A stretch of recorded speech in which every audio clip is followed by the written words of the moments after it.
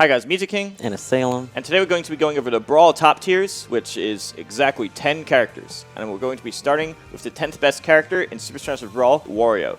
Now Wario is a character who, he still has the same game plan as you know with the, you charge up the fart and then you release it. And I think, what is it? Is the not fully charged waft, is it stronger in that game? It's been a while. Yeah, the not fully charged waft is actually stronger in that game.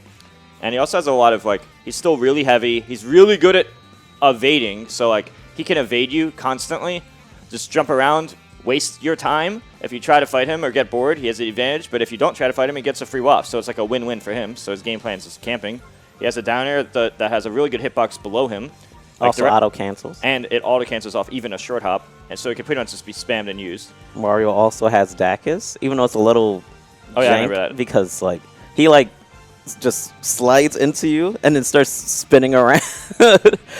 Wario has that. He has his bike, which also could be broken, and you can get like bike pieces, like tires. You can also eat them. His main problem was like grab release shenanigans, because you could just be like, oh, let me grab him, and now we wait. And then he gets air release, and then he gets hit by almost any move in the game. Wario's air mobility was actually crazy in that game. Like you could actually like just actively avoid people.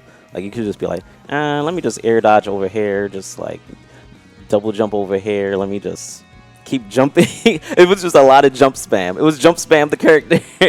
He has super armor, his forward smash. It was pretty wild a little bit. It was just like, oh, smash attack, up super armor that, and that's it. A quick smash attack. It was like a really quick smash attack. So it's just like they could just randomly throw it out when you press something, and then you're just like, ow. Well, besides that, Wario could also he could somewhat like set up edge guard stuff. Because like let's say you're off stage, you could run off stage and then jump side B, and it would automatically make him fall off the bike and have the bike land just at the edge. So he could have setups like that. The extremely godlike part about Wario is like he's extremely strong in doubles. Oh yeah, because like, you can down throw chain grab forever. Yeah. If there's a double Wario team, all they have to do is get a grab, down throw. The other Wario stands back to back, and then you just down throw because it's the set distance every single time. I want to mention that these next 4 characters, the order is pretty much all over the place. Like it is very highly debated who is number 9, 10, like basically 5 through 9. The next character I will go on is Marth. Me and Salem personally both believe Marth is slightly overrated. However, there are people that believe he's as high as 5. And then on the other side of the spectrum, I've seen as low as 11. So anywhere from 5 to 11, but we think 9. Marth is a character in this game who, compared to his melee version, he's very similar in the frame data, but his sword is much shorter, and the tippers are shorter too. Marth is a character, he's really big on like, okay, he grabs you at 0, forward throw, tipper F smash. He also has a grab release down air on Midnight that kills starting from 50% higher. It might even be like 45 higher. So basically if you grab Midnight near the edge at like, or a certain distance from the edge around 50% or higher, you just grab release. He's always going to grab air release because he's short and Marth's tall. And then you just run up and down air. Mike Hayes used to do this all the time, and other Marths started learning it too. But Marth also has like up B at a shield, or just a up B. It comes out on frame 5, and I think it's either starting invincible on frame like 1 or 3 or something.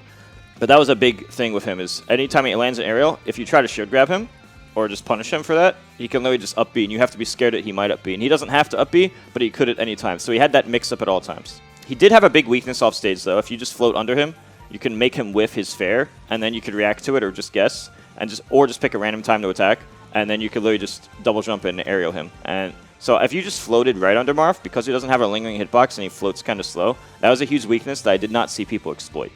Marth could chain grab quite a few characters. Mainly from 0. Mainly from 0. But it's just like, it's mostly like fast follower characters.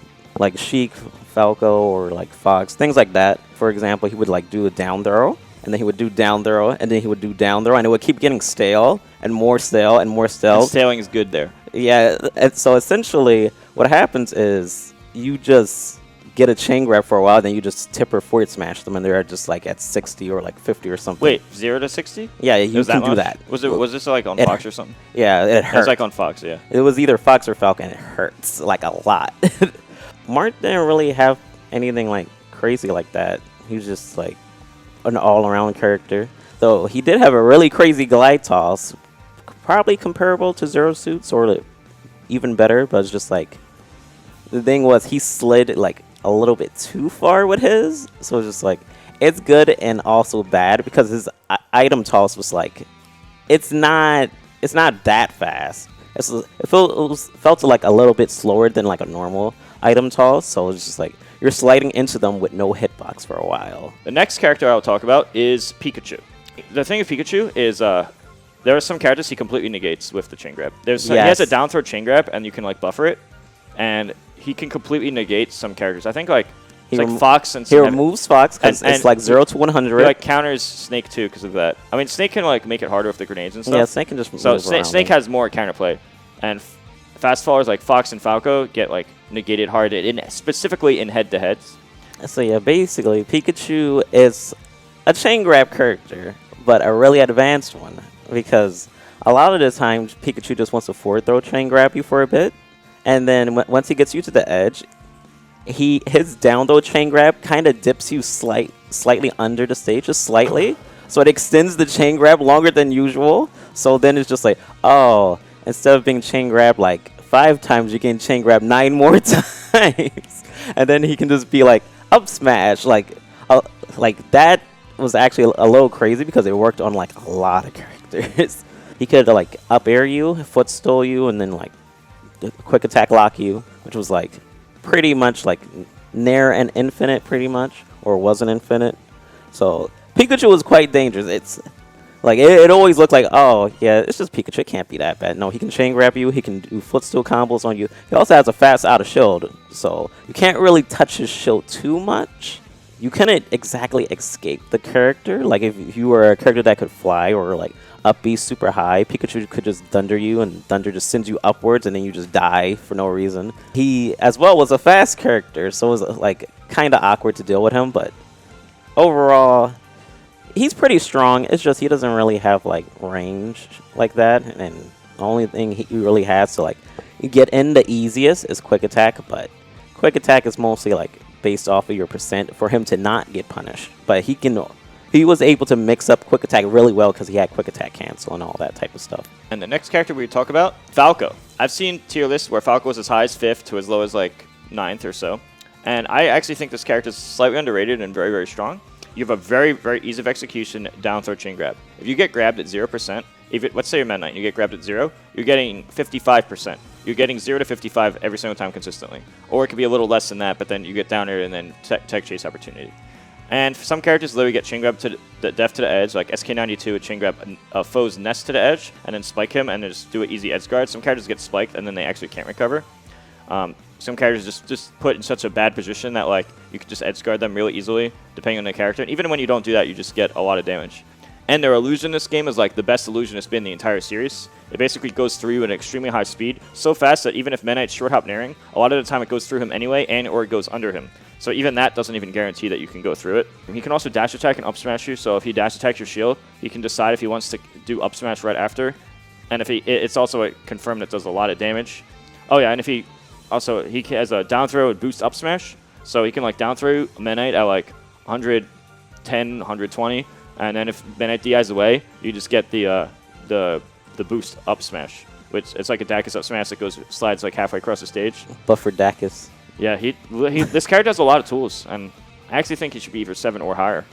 There was a lot to Falco's chain grab as well, because like there was times where he could just do a normal chain grab, which is just like the walking down. I usually do the walking one because then you don't risk tripping, and you can usually get more chain grabs than if you dash. The dash one was like 2008, and then I was like, okay, the walk one, I discovered immediately was like, wait, this is better. Not only do you not trip, I go less distance so I can get more damage on average. But then depending on the position of the stage, you might want to dash or walk more in order to be able to get combo into a down air to abuse bad recoveries. But there was as well as doing the other part of the chain grab where you can just do a boost pivot grab and reverse the chain grab. Oh yeah, I remember that. Yeah, SK92. It was like SK92 and Larry used to do that. It was one of the cool things about the chain grab because it was just like, oh, mix up, and now it's just like, let's say you want more damage. He's at the edge of the stage and he's just like, okay, well, I have to chain grab you this way, and then just like, well, it's only gonna be damage. But if you wanted like a full stage position and everything, you had to boost pivot grab them and then send them this way. It was really cool, and you could also just like repeatedly do it. So you could do boost, pivot grab, down throw, chain grab, boost, pivot grab, down throw, chain grab on a lot of characters, and then just do like buffer Dakis or like Dakis and just like 60 damage. Wow. Like even though he can chain grab you and like down air you, the thing was that some characters could actually like SDI the down air and just tech on stage, or they could SDI the down air and do a ledge slip at the edge, and then they're just like fine regardless. Like they don't get edge guarded or anything. Like they don't. I don't think I've seen that. It's a little hard to do because just like you just have to wait for the final hit and just like. Well, Falco sometimes they end the combos with actually the dash attack up smash just to get consistent. A lot of consistent. It's more important for like if you're a character that's just like can't recover. Yeah, I can't recover. Yeah. So it's just like you want to just be like, let me tech this so I don't get edge guarded and die. Like Ness, for example, like Ness could do that, but like a lot of the time people just get down there and they're just like, I'm screwed, I can't do anything, and then they just die. Like it was a lot of the time it was just straight up just simply that. I would say, okay, well, me on the other hand, but that's a different story. He kind of had like that Fox like problem in Ultimate where it's like, oh, your throws don't kill. You know what that means? That means you can just stay holding shield, or the funny thing, you could just stand near the ledge and just wait and just be like, okay, well, he can't do anything. But I think the thing is near the end of the brawl, it was literally just they just certain time out every game, so it was they don't have to kill you, they just have to be beating you. Because Falco doesn't do a lot of damage. Like if he never actually chain grabs you or anything, if you hit him once, you probably can just get the lead from there and just leave. And then it's just like, oh, well, time to grab the ledge. And then Falco's just like, wait, I can't go off stage. He actually can't go off stage. Yeah, but then you build up ledge caps. Never mind. You're playing Meta Knight, so that's what you get. You got a shirt of ledge grab. I'm trying to tell you. You got a shirt of ledge grab. I'm literally talking about how Falco actually has the tools to combat any situation. But you have that's really important at top level. You have a shorter ledge grab limit, though. Even still, for my character, I don't have to worry about that. Next character is Zero Suit Samus. Now, Mew2King God. I think Zero Suit's either 6 or 7, but Salem thinks that Zero Suit's number 6. Yep. So a lot of people put Zero Suit as low as 9 or 10, around Wario's level. I've seen on the average COS, I've seen Zero Suit roughly the same as Wario. I blame Nicoretto. Zero Suit just basically has a lot of armor pieces at the beginning of a match, which only Salem abuses well, and every Zero Suit sucks at it. V1-5's alright at it. He's probably second best at it. Yeah. But yeah, there's like big gap between Salem and then V1 and 5, and then a big gap between V1 and 5 and the next Zero Suits at armor pieces specifically. Quicksilver. Or whoever, yeah. And the armor pieces itself are really broken. Yeah, armor pieces were broken. Zero Suit could glide, toss, and fly across the stage. Her down smash was super broken. It was either 0 on block. It could be +1 if you charge it. But a bunch of crazy things like that. And usually, like, some people would get their dash sniped by down smash because it was, like, so slightly disjointed. So, like, even if they got all in on you also, it's just like, oh, down smash, jab. And then they're just like, okay, well. And sometimes there was some characters where her jab worked on, and there was some characters her jab didn't work on. You could also dash attack lock a lot of characters. Well, the entire... Oh, you could triple dash attack combo, too. It wasn't triple. It was, like, as many times as you want to, as long as you're I literally remember getting dash attack across the entire stage and holding shield and trying to DI, and it true comboed me. It was literally a true combo. I'm like, what is this? She basically gets to like wobble you across the stage if she dash attacks you. Especially when it's stale, I think. I yeah, the more stale it is, the more broken it is. I literally remember that happening. And then it's just like, dash attack leads into a 50-50 once it shoves you off stage to where it's like, oh, she can just charge down smash, and if she charges down smash and you air dodge, you pretty much get screwed, and then she just flip kicks you and you die. She also had side B, but the thing about side B was that it had like a small blind spot in it. Just like her grab, like both moves had like a small blind spot where it's just like, oh, if you're like kinda in like a specific spot, she misses, but her grab itself was just like, a lot of characters, it just went straight up through, just for no reason. So her grab was kind of sucky, but at the same time, it was also really useful for certain characters like Meta Knight because you could just grab really small over the stage and just be like, okay, now I have all the stage control and we're okay. Besides that, there was some other characters you could actually forward throw chain grab. So it was just like, oh, you forward throw chain grab this character and then you dash attack them off stage and then you down smash, things like that. Like a lot of her stuff was just like, oh, you can link this into this into this, but at the beginning of the game there's armor pieces, so essentially you could just be like, oh, I have a bunch of safe stuff on shield. I have shield pressure. I can reduce their shield to like pretty much nothing because she actually did like a lot of damage. Like one back air was enough to like shield poke next time. Like down smash, even though it didn't do a lot of damage, it's just like, oh well, if you do like back air to jab afterwards, they'll probably like get shield poked or something. Like it was a whole bunch of Jinx stuff like that. But she could basically down smash chain like Falco, Fox, Sheik, Falcon, basically the fast faller type characters. She could also down smash chain DDD somewhat, but it was like really weird. The cool part about Zero Suit was that after you down smash someone, or like after most combos, you could actually chase them and just do things like side B, full hop side B, or double jump side B, because like they still were in a pressure situation and still knockback. Sometimes that would even still combo, like around like 60 for example, you hit a down smash, you do double down smash back air to side B. Some characters got comboed by that, like just straight up, and they would just die. You have to remember her down smash just makes people not move. So characters like Diddy Kong, she could infinite Diddy Kong if she wanted to, which is like really broken and stupid, because it was essentially like you throw a banana at him, you down smash him, you jump, you Z catch the banana, you footstool him, you throw down the banana, you Z catch the banana, you fast fall down, you throw the banana into him again, you down smash him, and you repeat this. It was lots of complicated things she could do, and she could keep going on and on and on. But like generally, she was like the type of character that was like you kind of can't exactly get near her, and even if you do, she's extremely fast to the point where it's just like she could just escape you easily. She wasn't like super broken, except for her first type with armor pieces, but it was just like the character design she had was just like, oh, you're a defensive character and you're meant to keep people outside of this range of yours, where it's just like if they're close to you, you can't do too much. Of course, if they're just slightly farther away from you, it's so much easier for the character to do anything. Like that was her only actual weakness. If they're directly on you, there's not exactly much you can do. Like yeah, you have frame 1 jab, but that's it. The next character on the Super Smash Bros Brawl tier list will be Snake. Snake is really, really good in this game. He had a forward tilt that was on par with Meta Knight's tilts range, an up tilt that was on par with Meta Knight's tilts range. His F tilt is a 1-2 F tilt hit, and it has massive range on the first hit, massive range on the second hit, and does 21 damage.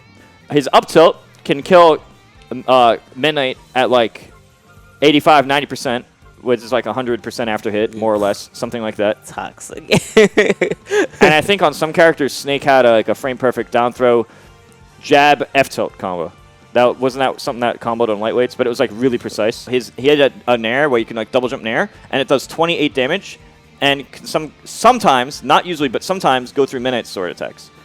So basically, Snake was like, imagine Meta Knight's sword, make it like 20% smaller, but do more damage. And that was Meta Knight's nair, F tilt, and that was Snake's nair, Snake's up tilt, and Snake's F tilt. So that just beat a lot of moves. Having disjoints that massive was really huge. It's basically similar to Snake's up tilt, F tilt, and nair in Ultimate, except it did more damage in Brawl and hit harder and had a bigger hitbox. Snake also had grenades. He can really just throw them all day. He can use them to escape chain grabs a lot of the time. So like he had a weakness of being chain grabbed by like Pikachu, Falco, Diddy, and many others. But he could negate this by like being harder to catch while also sometimes often blowing up. And I think like I don't remember if it was port based, like port 1 or 4 is better, if it even mattered. I know it mattered in doubles. It was port based. I know it mattered in doubles, but then like it wasn't even that consistent in doubles because like sometimes you like do minutes up throw with the Snake C all with a C4 on him, and then like if you're port 4 or port 4 1 or whatever, anyway, it affected how often it worked, but it didn't even. It like changed the percentage, and it was weird. I don't understand why it wasn't like every time this happens instead of like 80% of the time it might work, but then 20% you might just get unlucky, and then sometimes you both die, and sometimes only Meta Knight dies, and sometimes only the opponent dies, and it was really weird, and we've still never figured it out. Snake also has a really good dash attack, and even better, a dash attack up smash, which goes a Dacus, which goes across the entire screen, and is very easy to do. It's like the easiest Dacus in the game to do, and also goes the furthest. He goes across the entire stage. So FD, entire stage. He can really dash attack you and then do it to an up smash, and it's very hard to punish unless you're like specifically waiting for it. He could actually chain grab some characters, by doing a grab release. But it's just like, it was a little weird to do because sometimes he had to do a boost grab to re-grab them because he could do that to Meta Knight. It was just like pretty hard thing to do. I want to add to that you could also plant a down smash and grab release Meta Knight into the down smash, and that's literally happened to me in tournament. Yes. I remember that. It hurts. Yeah, you can Meta Knight's Snake's down smash in Brawl is actually, it's not the same as you're used to. It's actually a mine he puts on the ground. It's a Claymore. Claymore, yeah. So, but it only works if they land on the ground for at least 1 frame. When Snake landed with a grenade in this game, he had 0 frames landing lag. Yeah, which means he can shield the same frame the mine would hit. It was broken. If Meta Knight's juggling Snake, Snake can literally just back air, make the Meta Knight's up air. If you were spacing if you were perfectly spacing up air against Snake to cover Snake's falling any aerial but back air, or Snake's falling like air dodge traps or grenade traps where he's holding the grenade and you want to hit his feet without blowing up the grenade because you don't want to trade for the grenade because your Snake's almost always heavier than you and that's a bad trade. If you're covering every other option, Snake can back air and be like, well, I just messed up your spacing, and then your up air whiffs and he's doing fast fall and then you get hit right a few frames later. It was so basically Snake had mix-ups that were really good at specifically high level play, which is the level of play I played on, like the highest level. So like that stuff actually like was really, it may not seem important at like lower level play, but having these options at very high level play to counteract perfect level play, and it was really useful and created more situations where you can't just flowchart him and he can have extra options. So up air is disjointed and strong, nair disjointed and strong, back air disjointed and strong. In short, Snake is an extremely good character. He can go across the stage super fast. Has huge disjoints. He was fast. He's heavy and he kills super early. He's heavy. He kills super early. He's fast. Everything. He has everything for no reason. He can camp you. He can box you. What is going on? That's essentially what Snake was. Oh, I think I don't remember if this is true, but even though Ike's standing jab, it does more damage and has more range than Snake's. But if Ike and Snake clash the jabs, Snake's hitbox distance from his hurtbox is bigger than Ike's hitbox distance from his hurtbox, so Snake's jab will actually beat Ike's. Now, number 3 and 4, I've polled a lot of different people to get a lot of different opinions. The vast majority of people believe that these are the 3 and 4 character. The order has been extremely heavily debated between various different people. If I was forced to pick one and order them, I would say Olimar is number 4. Olimar was ridiculously good in this game because there was 6, not 3, but 6 Pikmin. Olimar's best Pikmin, in short, is Purple. Purple is the best Pikmin by far. And if you camp Olimar, be like, okay, not only can Olimar just side B you for free and get damage and with no risk to himself, but Olimar can keep farming for the good Pikmin. The best Olimars would farm to throw away their garbage Pikmin that they start with to try to get purple Pikmin. Now, whites were arguably second best because when you throw them at somebody, it does like so much damage, like 5 damage per hit or something, maybe even more. And like, yeah, you can shield it so it doesn't do that, but I mean, when in a fight, there's going to be opportunities to like just throw it at them, and there's no risk. It's like, oh, if it doesn't work, whatever. If it works, great. You might take all this damage, and you can go out of your way to try to get it off you by doing aerials and stuff, but then that's more time Olimar can have to attack you, or that you can't flop your advantage. No matter what, it's like it's a trade-off that benefits Olimar. Besides that, camping Olimar also made him super strong because his Pikmin eventually get a flower on their head, and then just like, oh, I forgot about that. You know, I actually didn't know that for the first few years. So it was like, it was encouraged to actually kill the Pikmin. Yeah. It was actually encouraged to kill the Pikmin because if you take too long, they get a flower and then they become super god. Like, once Olimar gets like purple Pikmin, for example, you're encouraged to kill them before that happens. Otherwise, it's just like, oh, all his smash attacks become god. Him throwing it at you becomes super god. And you're just like, what is going on? I can't do anything. Because up smash is so stupid. It's super stupid. It's basically the pre-patch Smash Ultimate Olimar up smash. Yes. Where you just up smash and then you can like, it's super fast. You can do it out of shield. You can just do it anyway and not care. It combos into itself, combos into up air, kills you super fast, especially if you have purple. It's just really, really good. Forward smash, his Pikmin go like really far in this game. And like in Brawl, from like pretty much all his moves have a lot of range. Like all his aerials pretty much have a bigger disjoint you think. Even Nair, which doesn't seem like it would have, that was the only where Olimar just spins around. You wouldn't think that would even have a good hitbox, but it's bigger than you'd think. And if he's trying to land with, speaking of that, landing. Yes. Normally you'd be like, okay, block the forward air and then attack or just attack him, right? But guess what? He has like a, is it whistle frame 2 or something? Something like really fast whistle that starts almost immediately. that gives him a lot of super armor frames. He can do it anytime. He can tank the damage of a move. He can also nair to land. Now, you wouldn't think, okay, well, whatever, but guess what? It's just Olimar spinning. Who cares? Okay, but when you combine with his mix-ups of, like, the whistle that he can mix up, nair, even if you shield it, if you're expecting, like, not predicting how many hits you have to block of it, it might shield poke you at the end, and then you might get, like, an up smash combo off that, or just get out of disadvantage for free. You pretty much, you can try to camp him in timeout, but it's, like, it's so risky, because the longer you do that, the more, not only does he get Pikmin and Flower on his heads, but he can farm up to get even more purples. In the worst case scenario, 6 purples, but like that never happens basically. But he can farm to get more broken Pikmin, purples and purples of flowers on their heads. So you basically always have to approach him, which means he can just play defense and the mix-up fighting with random attacks. And those random attacks are going to hit you more because you always have to move toward him, aka taking a risk. So that's extra broken. That means you always have to approach him at all times.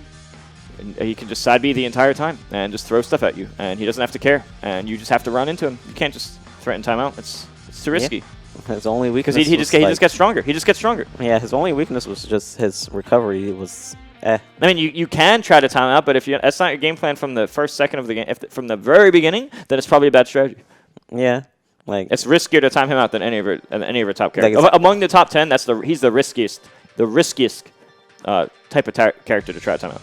The next character, which is roughly tied for Olimar, but slightly more people think this character's better, if not the exact same, is Diddy Kong. Diddy Kong is ridiculous in this game because he has not only the best shield in the game, so he can he's like the best at not getting shield poke. Like if even Menet can't even tornado at him because he just never gets shield poked, which means trying to approach him there sucks because you can always punch tornado.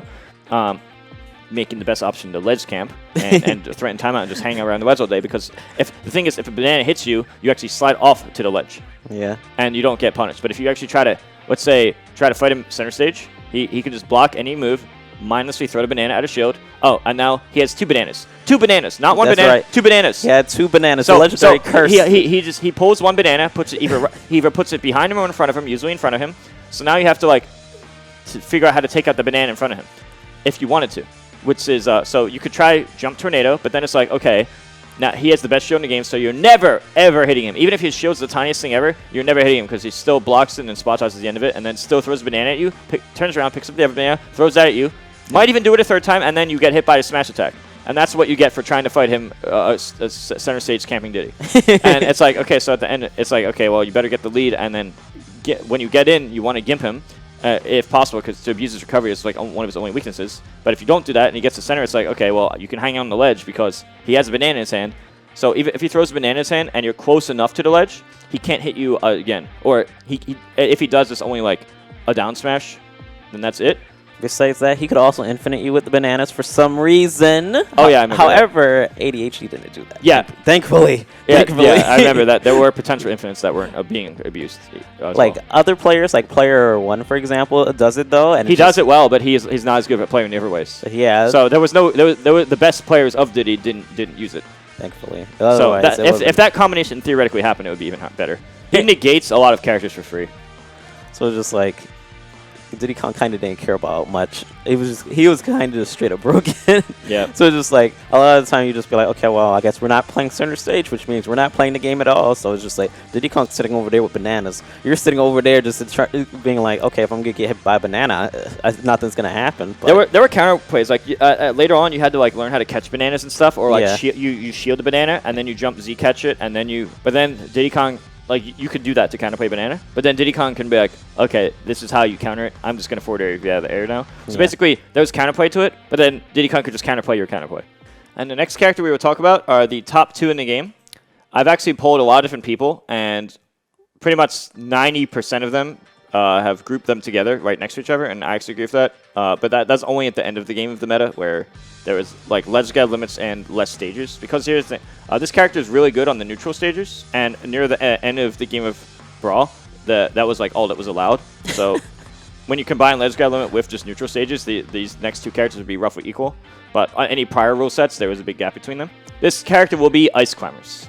Now, in my opinion, Brawl Ice Climbers is the lamest character in the entire Smash franchise, even above the lameness of wobbling ices and melee. Now, let me explain. Brawl, in Brawl, you can run and shield, and when you not only is it really easy to do, but there's like a really big power shield one. How many frames? It's at least 3 or something. It was at, I don't remember. It was either 3 or 4. It was at least 3 frames where it was like a power shield. But guess what? When you do that power shield, there is 0 shield stun. So even if you do this to a Bowser F smashes you and you do that, it's the same as if you did it to a jab in terms of your shield stun. There was no difference in the when you power shield. It doesn't matter the attack that you power shield. It's just you get a grab immediately. So you just power shield and make blizzard walls in front of you. Oh, and if you try to challenge blizzard walls between like 0 to 30%, then there's so little stun, and you don't get frozen to icicle, and you can't SDI and go as far. So fighting them at 0 doesn't make sense. Fighting them anywhere below 30% like doesn't make sense because they just blizzard you, and then you get punished with a grab. You try to actually interact with them, and it doesn't make sense. If they get the lead, it's really, really bad. But then the best way to fight them is you get a lead because you don't want to get grabbed. Now, here's the thing. Ice Cars can chain grab to death every single character in the entire game, and there is no counterplay. It's basically just wobbling. And the Ices, they would just practice this over and over to the point they don't mess up. Even bad players would be able to take sets off great players. Like, there's a player named Cheese who just 2-0'd Anti's Meta Knight by just grabbing him and chain grabbing him while Anti tried to actually fight him, and then Anti's like, okay, I guess I'm just not going to interact with them because that's the only way to fight them. And it's like kind of the opposite of Olimar, where Olimar, you want to rush him down. Ices, you want to get the lead in timeout. Otherwise, the results, like, you don't have to do that, but the results would be vastly inconsistent otherwise. Like, I remember Vinny and the Cat would go back and forth with me, back and forth with Nairo, and back and forth with, like, every single top Meta Knight in the region. Like, if Vinny or Nakat fought me or Nairo or Anti, it would literally be like, we could all beat each other in every single possible combination. And the endgame meta in, like, Tri-State used to be like, Ices versus Meta Knight, randomness. Ices versus Meta Knight, randomness. Or how lame you want to play. And even then, that doesn't guarantee it. I remember Lifetime, I went, like, pretty even with Vinny. Although some of the later sets, there was times I like double 3-stocked them once, but like, if we're counting everything, it's like very back and forth. In some matchups, they completely negated characters' viability because they literally just grabbed you, and it's like, okay, there's nothing I can do to beat Blizzard Wall grab, or the risk reward's so stupid that it doesn't matter. I'm only talking about good Ices, by the way. I don't care about how bad you beat Ices that doesn't know how to chain grab or win neutral. We weren't playing Brawl. That's what we weren't playing. We were playing not interact with the opponent. Yeah, get the lead and not interact, right? They're on that side. Like, you don't have to do that, but you're encouraged to do that because, oh, well, I want to have fun going. Well, the risk reward sucked. I lost my lead because I tried to go in. There was no fun going in. The fun going in was gone. I was just like, this game right now, what happened? It was so fun, and then Ice Climbers happened. Yeah, that's actually how I feel. I think that's a lot of reason the game started to die down and get replaced by Melee PM and then Smash 4. I was just like, This is actually my least favorite character in the entire franchise. I'm just like, of all Smash games. Just get me out. I was just like, after a while, I was like, just get me out of here. There's too much nonsense. What the meta became, since they could kill you off one hit, and you had to camp flowchart them to avoid it, it became studying the player. So, yeah, Vinny would do this to me. Vinny would do this to Otori. A lot of players would do this type of stuff. You literally just like, okay, there's one bad habit. I get the forward air, tech chase grab. I get the up air for free, tons of damage. I figured out how to punish. Oh, they roll after this tornado away. Like that specific scenario, for example, Vinny versus Otori in Japan. I remember we would both work together to defeat Otori because we wanted to be like, because you know it's what you do. It's competition. You want to beat the number one, of course. That's how it always is. So you use against me, you would do it to him, back and forth. So I remember I noticed. I told Vinny, I was like, wait, you know, after Otori nados, if you chase him, he'll roll away. Rich Brown actually did this to me at the MLG, the 4th MLG. Rich Brown even told me when he defeated me at the 4th MLG, Rich Brown even told me, I actually just studied you and abused your bad habits. Toxic. And here's the thing. I'm more of the player to beat, right? So just like Otori was the player to beat, they're going to do that to you more than you're going to do that to them. Now, the other best character in the game who was extra good back when there was no ledge grab limit, which is like, I'd say ledge grab limit was implemented for this character about a year after the game came out, more or less. Something like that, basically, so I will talk about the character who's potentially the best in the entire series, depending on the rule set. So, that character is Meta Knight. I think most people can agree that Meta Knight's either one of the most fun, if not the most fun character in the game. I'll talk about the bad first. The camping part is pretty much because when you re-grab the ledge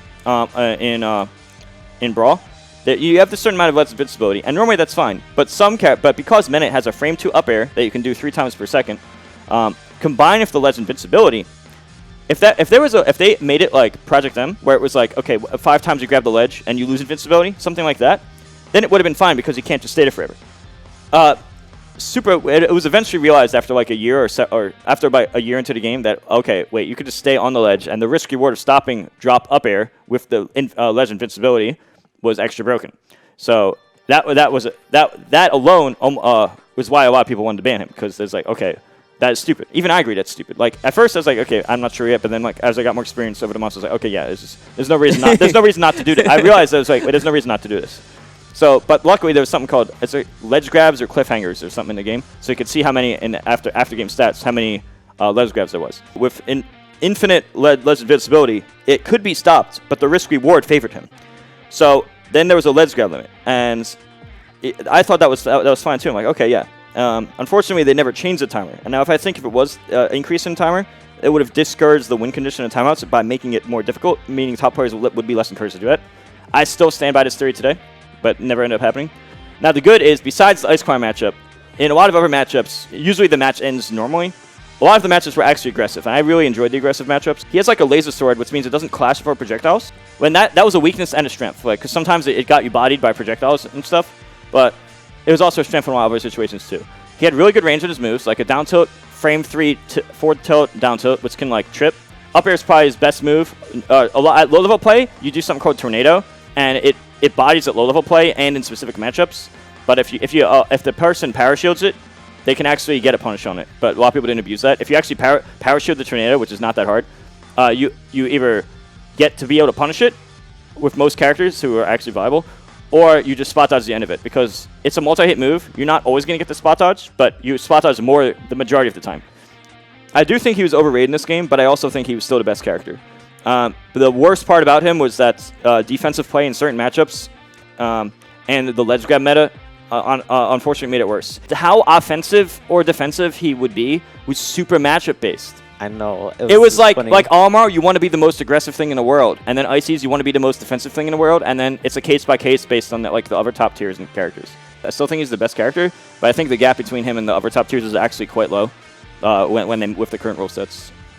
I actually think it's much closer than people are saying. I just don't like the stigma that it's like misspreading information, and I just feel like that gets really annoying. Forward air, each hitbox gets slightly bigger. The third hitbox is bigger than the second, which is bigger than the first. Down air, really good. Equal in front and behind him in terms of hitbox. Way better than the hitbox in like Ultimate, where it seems like it has less range than almost every other thing despite him having a sword. Where it's like a negative sword. Might as well hit with his mittens. But in this game, it's actually a sword. Nair is really good. It can do 12 damage or 19 damage, depending if it's first or second hit.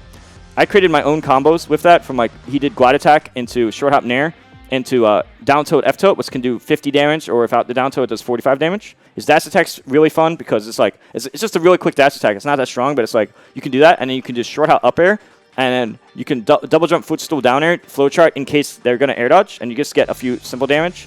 But then if they go higher, you're still at the advantage because you have a really good up B and up air for doing frame traps. Down tilt and F tilt have about the same range. F tilt does more damage, but down tilt's a safer poke.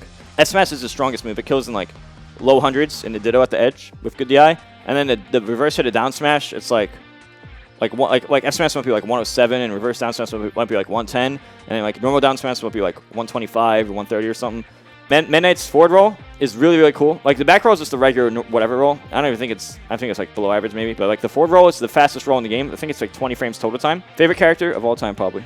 All right, guys. I hope you liked that. Hope you liked that video. Don't forget to like, subscribe, and hit the bell. Let us know who your favorite character in Super Smash Bros Brawl is. Say Meta Knight, and who's the best Smash character of all time. See you guys later.